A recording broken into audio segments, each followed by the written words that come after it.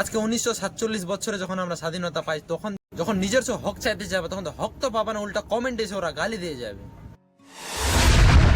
নমস্কার বন্ধুগণ, আজ থেকে কিছু বছর আগে যে আমরা স্বাধীনতা পেয়েছিলাম, ওই আজকে 1947 বছরে যখন আমরা স্বাধীনতা পাই, তখন থেকে নিয়ে এখন 2026 অব্দি আমাদের স্বাধীনতার বয়স কতটা তোমরা জানো?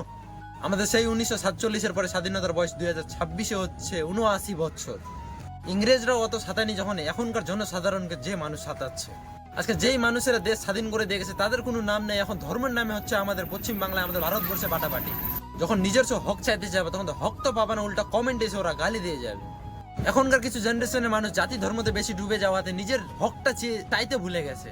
যে সমস্ত লোক আমাদের দেশকে স্বাধীন করে দিয়েছিল তাদের কোনো গল্প নেই, এখন জাতি ধর্মের নামে দেশটাকে এখন বাটাবাটি চলতেছে। ভারতবর্ষের মানুষ, পশ্চিম বাংলার মানুষ চোখটা খুলে দেখো, পশ্চিমবঙ্গ ভারতবর্ষকে স্বাধীন যে দেশ, ওর কোনো নাম আছে, তার কোনো ছবি আছে? তাদের কোনো ছবিও নেই, তাদের কোনো নাম নেই। কেন থাকবে? সেটা তো দেশের জন্য স্বাধীন করে চলে গেছে, আমাদেরকে ছেড়ে দিয়েছে দেশটা। তো আমাদেরকেও ওদের কিছু ইতিহাস মনে রাখতে হবে, ওদের কিছু কুরবানি মনে রাখতে হবে, ওদের খুনের বদলি খুন মনে রাখতে হবে। কিন্তু না, আমাদেরকে সেটা রেখে মনে কি লাভ? আমরা তো দেশটাকে শেষ করার পথে নেই। আমরা তো দেশটাকে জাতি ধর্মের নামে ভেদভাব করতে শুরু করে দিয়েছি। যে সমস্ত লোক দেশটাকে স্বাধীন করার জন্য নিজের নিজের জান কুরবানি করে গেছে, তারাও উপর থেকে দেখে ভাববে আমরা কোন দেশকে স্বাধীন করে দিয়ে গেলাম, কোন ভারতবর্ষকে স্বাধীন করে দিয়ে গেলাম। সেই ভারতবর্ষে এখন জাতি ভেদভাব হচ্ছে।